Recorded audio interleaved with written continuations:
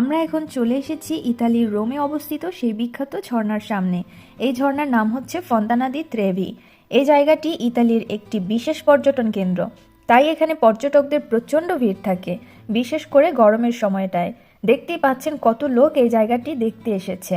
আমি আজকে প্রথমবার এই জায়গায় আসলাম। এটি শুধু ঝর্ণা না, এই স্থানটি ইউরোপিয়ানদের কাছে একটা পবিত্র স্থান। এই ঝর্ণাটি দেখার জন্য প্রতি বছর পৃথিবীর বিভিন্ন দেশের বিভিন্ন ধর্মের মানুষ এখানে আসে। অনেকে এখানে এসে মানত পূরণ করেন। অনেকের বিশ্বাস এই ঝর্ণার পানিতে মানত করে পয়সা ফেললে মনের আশা পূরণ হয়।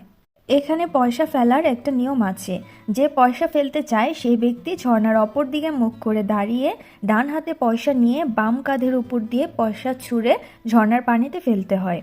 এই যে পানির নিচে কালো কালো দেখতে পাচ্ছেন, এগুলো সব পয়সা। এখানে প্রতিদিন কয়েক লক্ষ করে পয়সা ফেলা হয়। এই জায়গাটিকে এতটা পবিত্র মানা হয় যে এই ঝর্ণার পানিতে পা ভেজানো নিষেধ। কেউ পানিতে পা রাখলে তাকে আইনের আয়তায় নেওয়া হয়। পয়সা ফেলার এই দৃশ্য এতদিন ভিডিওতে দেখেছি, কিন্তু আজকে কাছ থেকে দেখে বিশ্বাস হলো।